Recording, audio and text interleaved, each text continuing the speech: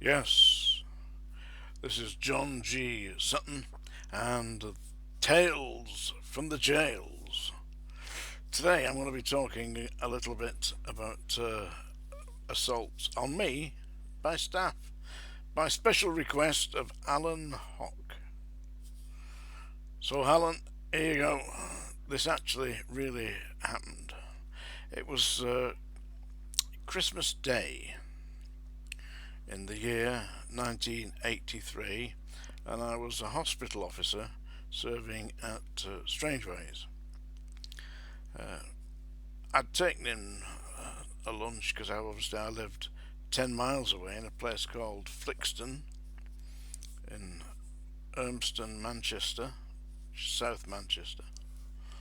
It's too far to go home at lunchtime.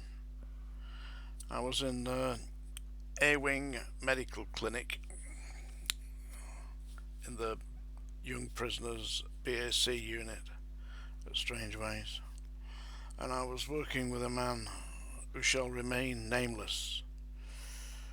He was a hospital officer called John Barker. Whoops, there you go. It just slipped out, Your Honour. Bet you've heard that before.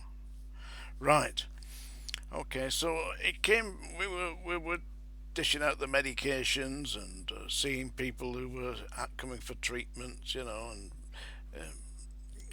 diabetic injections, all the rest of it. And it came round to lunchtime, and as I said, I couldn't go home. It was half an hour there and half an hour back, so that would have been no lunchtime at all. So I said to John Barker, "So listen, John, you have my lunch hour. I'll give you 2 hours." John lived about 10 minutes up the road at a place called Prestwich. Said you can go home, you can have an hour with your family, and then you can take your time coming back. I'll be here. I'll look after the clinic, and that way you get a proper lunch hour. A proper time with your family. I can't do it because my family is 10 miles away.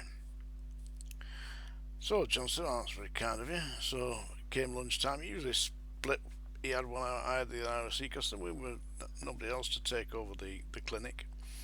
So I stayed in the clinic, and I'd taken a sandwich in or something like that, hard boiled egg, and didn't really have a lot to eat in them days. Still don't really. And anyway,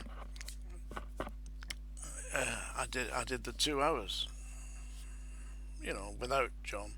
John Barker had ostensibly gone home to see his family in Prestwich, and in fact he hadn't.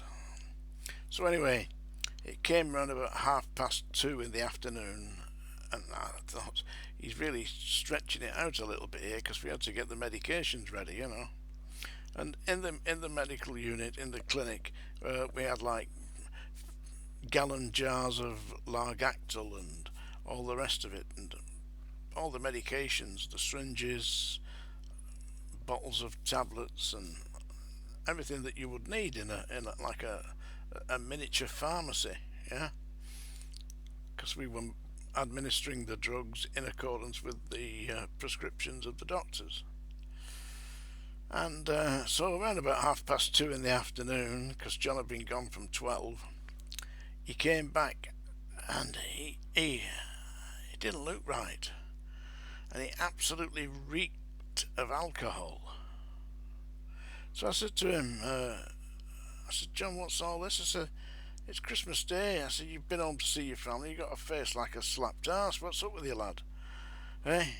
And he started ranting and raving and screaming and shouting, and he was obviously three sheets to the wind. He'd obviously been knocking some stuff back, and he jumped over the desk. He was a big fat bastard, but he jumped over reached over the desk, because I was sat on one side of the desk.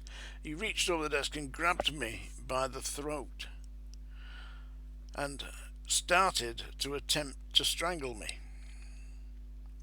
Seriously. All around me there was syringes, bottles of medication, gallons of Largactil, and I thought, this man's bloody mad. He wasn't. he was actually hurting my throat, yes, but I had no fear that he was going to kill me. I just thought he was going to hurt me. But if I'd fought back, which I obviously could have done, but I didn't, because if I had done, the place would have been smashed up. So I didn't.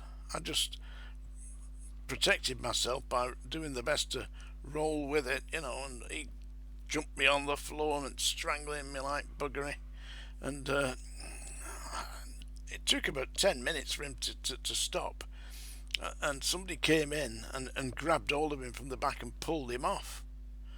I said, you bloody maniac, you, mate.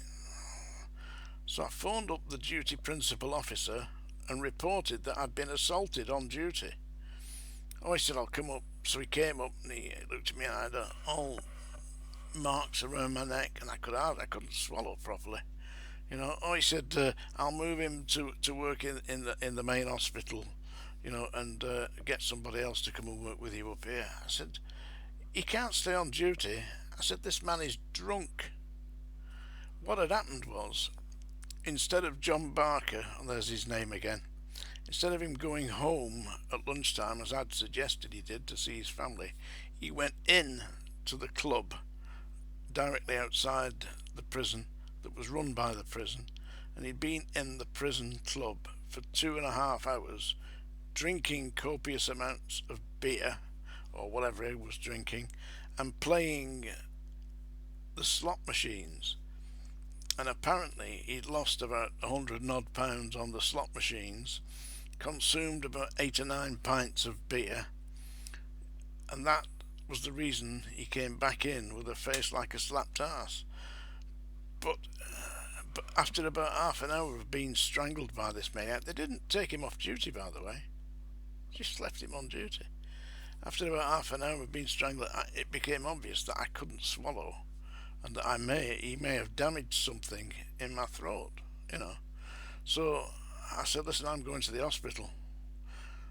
I think that I've been seriously injured, and I went off duty, booked myself off duty, and went to the hospital at Urmston, and they diagnosed that I'd been he damaged something inside my throat. They gave me some stuff to put in my throat and painkillers, and sent me home. And my doctor, on the first time I was available, about 2 or 3 days later after Boxing Day, signed me off sick for a week.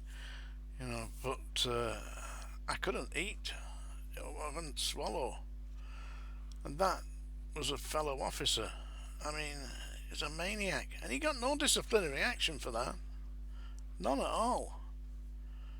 Anyway, I put a formal complaint in. Didn't do me any good. Because basically, I think they wanted to strangle me, the bastards. Certainly John Barker did. But hey, imagine that. Dangerous.